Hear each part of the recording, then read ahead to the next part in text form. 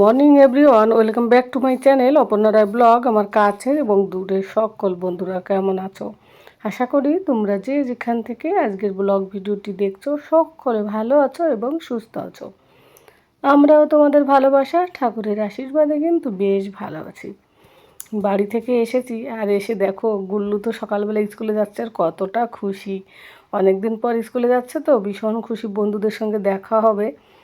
তো ওইটা নিয়ে আমি ওর সঙ্গে মজা করছিলাম। তো সকালে টিফিন বানিয়ে দিয়ে ওকে এই যে তোমাদের দাদাভাই স্কুলে ছাড়তে যাচ্ছে। তো আমি একটুখানি জানলা দিয়ে দেখছিলাম, কেন কি গতকাল রাতে আবার বৃষ্টি হয়েছিল, তো তাই চিন্তা করছি সকালবেলা আবার বৃষ্টি হয়েছে কিনা দেখি। তো বাইরে বেরিয়ে এসে দেখি রাত্রেবেলা প্রচুর বৃষ্টি হয়েছিল, রাস্তাটা এখনও ভিজে রয়েছে। রাতে এত বৃষ্টি হয়েছিল মনে হয়েছিল সকালবেলাও মনে হয় থামবে না। তো যাই হোক, সকালে এখন আর বৃষ্টি নেই, এই যে স্কুটি বের করে যাচ্ছে। সপ্তাহ ধরে বাড়িতে ছিলাম না, তো সেই রুটিনগুলো সব এলোমেলো হয়ে গেছে। তো তো প্রথম দিন তো একটু কেন আমার একটু মানে আনকমফোর্টেবল লাগছিলো এই কারণে, কারণ কি সকালে সকালে ওঠা আর মায়ের কাছে গিয়ে তো সেই লেট করে ঘুম থেকে উঠেছি, উঠে দেখি মায়ের রান্না হয়ে যায়, এরকম টাইমে উঠেছিলাম হয়তো 9টার সময় 8টার সময় এরকম করে। তো যাই হোক, গুল্লুকে আবার উপরের থেকে আমি একটু ডেকে নিচ্ছিলাম, তো আমাকে এটা ওটা বলছিল, খুঁজে পাচ্ছিল না, কারণ কি আমি একদম উপরেরটায় ছাদের ওই দিকটায় গিয়েছিলাম। তো দুগ্গা দুগ্গা করে এই যে ওরা স্কুলের দিকে বেরিয়ে যাচ্ছে। পরিবেশটা ভীষণ মিষ্টি মিষ্টি লাগছিলো দেখতে বাইরে। যদিও এখন আর আমি মানে বাইরে বেরোবো না, আজ আর বাইরে বেরোবো না, বেরোলে ওই ছাদেই বেরোবো। আর তোমরা তো জানো আমি বাড়ি থেকে যখনই আসি তখন তারপরের দিন চেষ্টা করি ছাদে বেরোতে, সোসাইটিতে আর বেরোনো হয় না, কারণ ঘরেরও একটু কাজ থাকে। আর এই যে ঘরের সামনে ধুলো বালি, আর কি বলো তো, আমরা ছিলাম না তখনও নাকি ঝড় তুফান এসেছিলো, তো সেই জন্য একটু ধুলোবালি মানে ধুলোবালি বাইরে একটু বেশি।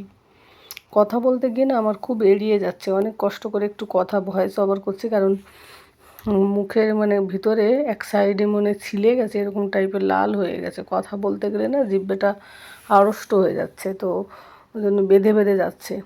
তো তোমরা একটু বুঝে নিও বন্ধুরা। তো ঘর বাড়ি পরিষ্কার করে নিলাম, আর এদিকে কাজের মাসির সঙ্গেও কথা বলেছি, একজনকে বলেছি যে ঠিক করে দিতে, এখন দেখি কি হয়। কারণ প্রতিদিন এই ঘর ঝাড়ু মোছাটা আমার দ্বারা হয় না, কারণ কি হয় বলতে কষ্ট হয়, কোমর ব্যাক পেইন আছে, তো ওই কারণে। এই যে সকালবেলার ব্রেকফাস্ট আমি ডিম 3-4টে ডিম নিয়েছি, আর সাদা অংশটা ফেলে রেখেছি বেশিরভাগই। আর আর হলুদ পাটটা একটা রেখেছি, বাড়ি থেকে এসেও তো অনেক খেয়েছি, ওই জন্য সকাল থেকে একটু প্রোটিন খাওয়ার চেষ্টা করছি, সাথে একটু গ্রিন টিও, আর বোতলে একটু গ্রিন টি বানিয়ে রেখে দিলাম। আবার দুপুরবেলার জন্য সবজিও কেটে তারপরে যে আমি খেতে বসলাম। এই এখন বাজে সকাল 10:30, এত দেরি হলো। কচুরলতা পরিষ্কার করতে অনেক টাইম লেগেছে জানো তো। তো কচুরলতা রান্না করবো, পাট শাক রান্না করব, তো ওইগুলো পরিষ্কার করতেই টাইম লেগেছে। আর এই যে লঙ্কা এনে দিদি দিয়ে গেল তোমাদের দাদাভাই সকালবেলা, তো সেই লঙ্কাগুলো ধুয়ে দিলাম।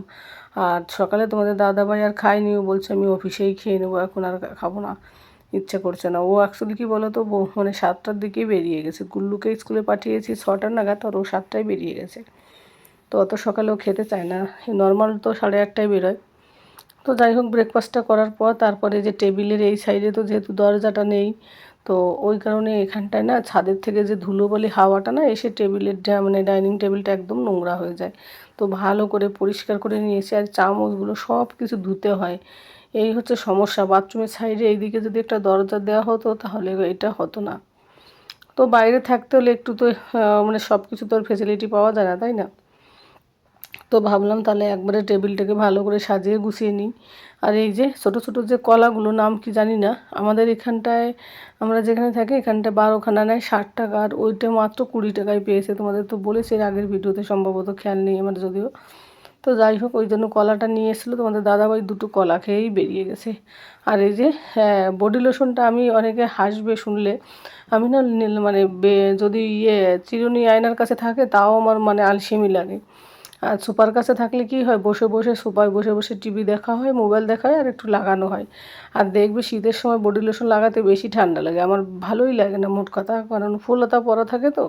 তো ম্যাক্সিমাম আমি এই টাইমেই বডি লোশনটা লাগাই, এই মানে কি বলবো, মে মাস অবধি আর কি। মে মাস পুরো না, এবার একটু মে মাসে লাগাতে হচ্ছে, মানে এপ্রিল মাসে ফিনিশ হয়ে যায়। তো আমি টেবিলে এই কারণে রাখি, মনে থাকবে আমার, আর আলসেমি লাগবে না ভিতরে যেতে।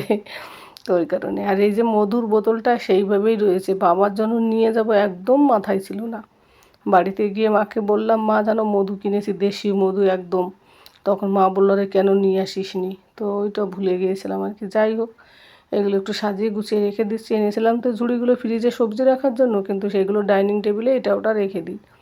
তো টেবিলটা পুরো পরিষ্কার করা হয়ে গেছে। এবার আমি রান্না বান্না করব। আবার গুল্লু চলে আসবে 12টা 10 নাগাদ। তো তোমাদের দাদাভাই দিয়ে যাবে, যেদিনও পারে না সেদিনই শুধু আমি আনতে যাই। এদিকে গুল্লুর এই প্রথমবার জানো তো স্কুলের পরীক্ষাগুলো দিতে পারিনি, মান্থলি টেস্টগুলো। তো কি করা যাবে, ভোটের জন্য গিয়েছিলাম, আর এবার ভোটে বাড়ি যাব না এমনটা তো হতেই পারে না, তাই না? তো যাই হোক, সব মিলিয়ে ওইটা নিয়ে আর কি পরীক্ষাটা দেওয়া হলো না, একটু মন খারাপ করছিল এই প্রথমবার, কারণ কোনোদিনও মিস করে না। তবে একটা পরীক্ষা শুধু বাকি আছে, সেটা আছে সায়েন্সের। দেখি ওটা যে ওটাই দেবে আজকে আর কি গেল তো।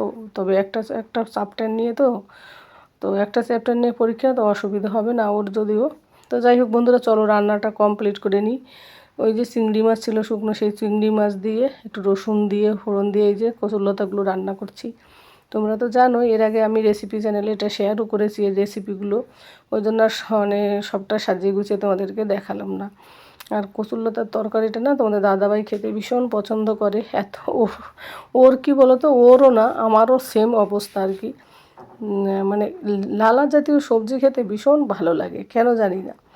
তো পুঁই শাক বলো কচুরলতা বলো ভীষণ ভালো লাগে, তবে ভেন্ডিটা অতটা আমার ভালো লাগে না যতটা এইগুলো ভালো লাগে। যাই হোক, এখন দেখছি ছেলেটাও আমাদের সঙ্গে খায়। ও মানে আমরা এত ভালোবাসি, খাওয়া দাওয়া করি তো, তখন আমাদের সামনে থেকে বলে, মাম্মা দেখি আমাকে একবার দাও তো 1 চামচ। তখন ওকে দিই, তো বলে ভালো লাগে কিন্তু একটু ঝাল হয়ে যায়। তো তখন ওকে আমি কী করি, লেবু দিয়ে ওকে মাখিয়ে দিই ভাত।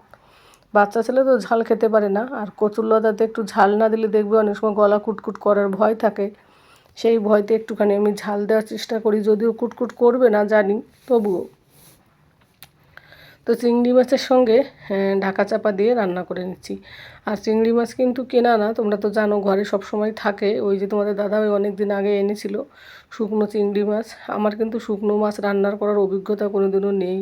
তো এই বাইরে থেকে এগুলোর অভিজ্ঞতাও হচ্ছে, কারণ কি বলো তো, আমাদের ওখানে তো সবসময় তাজা মাছ পাওয়া যায়, কিন্তু শুকনো মাছ কীভাবে রান্না করে জানিও না। মায়ের কাছে বৌদির কাছে শুনে শুনে তারপরে যে শিখেছি ইউটিউবে দেখে দেখে। কারণ কি শুকনো মাছ, তারপর ওরা বলছিল যে জলে ভিজিয়ে রেখে ধুবে ভালো করে পরিষ্কার করে, তারপর আবার বেশি ফ্রাই করলে নাকি শক্ত হয়ে যায়, সেই জন্য আমি সেইভাবেই রান্না করি। তো একটু জল দিলাম, যেহেতু বাড়ি থেকে এনেছি এই লতাগুলো। তো একদিন আর কি ব্যাগের মধ্যে ছিল, তো নষ্ট হয়ে যায়, মানে কেমন যেন একটু মানে তাজা পাড়া থাকে না। তো ভালো করে যাতে কচুরলতাটা নরম হয় সেই কারণে একটু ঝোলটা বেশিই দিয়েছি। যখন নামাবো তখন এতটা ঝোল থাকবে না। তারপরে ঢাকা চাপা দিয়ে এটাকে সফট করে নেবো। আর ভাজতে ভাজতে এমনিতেই সফট অনেকটা হয়েও গিয়েছিল। তো দেখো ঝোলের জালটাও উঠে গেছে, আর কিছু দেবো না, শুধুমাত্র জিরের গুঁড়ো দিয়ে কচুরলতাটা রান্না করব। রান্না করে খাওয়া দাওয়া করব। এই রান্না করে চান করব, তোমাদের দাদাভাই আসবে, খাওয়া দাওয়া করে তারপরে যাব একটু ছাদে। ছাদে গিয়ে যে টবের গাছপালাগুলো না দেখতে পেলে আমার আবার একটু ভালো লাগে না, জানো তো। কেন কি অনেক দিন থাকি না, 4-5 দিন ছিলাম না, তো ওই কারণে ওই গাছগুলো কত বড় হলো সেটা দেখার আমার ভীষণ একটা নেশা বলতে পারো। তো রান্নাটা প্রায় কমপ্লিট এসে গেছে, ওই জন্য এই পর্যায়ে আমি একটুখানি জিরের গুঁড়ো দিলাম, কোনো মশলাই দেবো না। তোমরা তো সবাই জানো আমি কিন্তু মশলা খুবই কম রান্না করি, বাড়িতে সবসময় হেলদি রাখার চেষ্টা করি। আর ডায়েটটা কদিন ধরে মিস হয়ে যাচ্ছে, তো বাড়ি থেকে এত সুন্দর সুন্দর সবজি এনেছি, আমি আর ডায়েট করতে পারছি না। ডায়েট করতে পারছি না বলে এগুলো দুপুরবেলা খাওয়া হচ্ছে, কিন্তু রাতের পরে আমি আর এইসব কোনো খাবার খাই না, তো ফল ছাড়া। তো ঠিকই আছে, মেনটেন্স হয়ে যাচ্ছে আর কি। বাড়ি থেকে এসেছি 1 কিলো ওজন বেড়ে গেছে, কিন্তু এসে আবার কমিয়েও নিলাম। তো ভিডিওটা পোস্ট করতে যদিও দেরি হলো, কিন্তু এই কয়দিনে আবার 1 কিলো কমিয়ে দিয়েছি। প্রথম দিকে না ওয়েটটা বেশি কমে যায়, মানে জলের ইয়েটা থাকে তো সেইটা কমে যায়। পরবর্তীতে ওই মানে মাছালগুলো করতে সময় লাগে, ফ্যাটটা বেরোতে আর কি। যাই হোক, আস্তে আস্তে হবে। তো তোমাদের সঙ্গে কথা বলতে বলতে সব রান্না কমপ্লিট করেছি। কচুরলতা আলাদা গুল্লুর জন্য তুলে রেখেছি বাটিতে, আর এই যে একটু পাট শাক দিয়ে মৌরলা মাছ দিয়ে করেছি। আর এই যে কচুরলতা দেখো, আমাদেরটা একটু বেশি ঝাল দিয়েছি, গুল্লুরটা একটু কম ঝাল দিয়েছি, মানে তুলে রেখে আবার একটু লঙ্কা দিয়েছি যাতে গলা কুটকুট না করে, আমার ভয় করে জানো তো। যাই হোক, এখন খাওয়া দাওয়া করবো, অনেক কাজও বাকি, থালা বাসন ধোয়া, এদিকে ভাতও করা হয়েছে, অনেক থালা বাসন রয়েছে। তো চান করবো, থালা বাসন দেবো, সেই সবটা শেয়ার করবো না। খাওয়া দাওয়া করে তোমাদের সঙ্গে একেবারে ফিরে আসবো বন্ধুরা, বিকেলবেলা ছাদে যাব যখন তখন। তো বন্ধুরা, গুল্লুর হোমওয়ার্ক করার পর তারপর গুল্লুকে নিয়ে একটু ছাদে বেরিয়ে পড়লাম। ও আমার আগেই দৌড়িয়ে চলে গেল। ছাদে আসার কোনো প্ল্যান ছিল না, তার জন্য নিচে টি শার্ট ছিল, টি শার্টের উপরে একটা নাইটি পরে চলে এলাম। তো এইদিকে আর এমনিতেই দেখো, আমি বাড়িতে যতবারই যাই তার পরের দিন ছাদে আসি, গাছগুলোকে দেখি, বেশ ভালো লাগে। এই যে আমার গাছটাতে সাদা সাদা ফুল দিয়েছে, আর কি সুন্দর হয়েছে। যেহেতু কদিন ছিলাম না, বৃষ্টি হয়েছিল, বেশ ভালোই হয়েছিল। আর এদিকে ভাবির কারি পাতা গাছটাও বেশ ভালো লাগছে। আর আজকে না খুব একটা বৃষ্টি হয়নি দিনে, মানে এখন আর কি, কিন্তু রাতের বেলা প্রচুর বৃষ্টি হয়েছিল। আর বৃষ্টি হওয়ার পর একটু হালকা হয়েছে, গাছপালাগুলো বেশ ভালো লাগে দেখতে। আর এইদিকে ও তো নব্বের সঙ্গে খেলাধুলা করছিল, ছাদের কর্নারে একটু জল জমে কোথাও, সেখানে গিয়ে পা দিচ্ছিলো, এইসব দুষ্টুমি করছিল। আর এইদিকে উপরে আমাকে দেখাচ্ছিল, মাম্মা দেখো রেইনবো উঠেছে। তো এই দেখো হালকা করে রেইনবো দেখা যাচ্ছে। একটু পরে আরও গাঢ় হয়েছিল, তখন আর তোমাদের সঙ্গে মানে আর শেয়ার করা হয়নি, মনে ছিল না আর কি।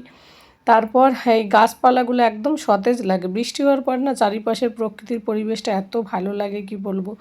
যদিও খুব একটা বৃষ্টি হয়নি, তবে ওই যে রাতের বেলা বৃষ্টি হয়েছিল রাতভর, সকালবেলা সেইভাবে রোদ ওঠেনি, তো সেই একটা ভাব রয়েছে। আর মনে হয় এই পাহাড়টা না ছাদের থেকে এত ভালো লাগছে দেখতে, এত মানে মনে হয় কাছে কিন্তু অনেকটা দূর। তো পাহাড়টাকে এতটা বোঝা যায়নি, কিন্তু বৃষ্টি হলো তাই একটু বেশি করে বোঝা যাচ্ছে ছাদের থেকে, বেশ ভালো লাগলো দেখতে, তাই একটু জুম করলাম। আর এদিকে তোমাদের দাদাভাই মাঝখানে আবার ফোন করলো, বললো আমার আসতে লেট হবে। অনেক দিন বাড়িতে ছিল না, যেহেতু 5 দিন অফিসে ছিল না, তো অফিসের কাজও লোড হয়েছে। আর এদিকে নব্বের মা এসছে, এসে আমি বলছি তুমি লুকাচ্ছ কেন। তো যাই হোক, এই তো আমরা দুজনে মিলে একটু আড্ডা করব আজকে। আর নিচে যাব না সোসাইটিতে, তো যাব না দেখে ড্রেস আর পরিনি, ওই জন্য দেখো না আমি এই যে ভিতরে টি শার্ট পরা, তার উপরে আবার নাইটি পরে চলে এসেছি। তো যাই হোক, একটুখানি গল্প আড্ডা করব। আর অনেক দিন পর যেহেতু ছাদে এলাম, চলো একটু গল্প করে তারপর ফিরে আসছি রাতের বেলা। তো বন্ধুরা, নিচে চলে এসে এই যে ওয়াটারমেলনটা কেটেছি, এখন এটা খাবো। তো বন্ধুরা, আজকের ব্লগটা যদি ভালো লাগে অবশ্যই কমেন্ট করে দিও, আর বেশি বড় করব না।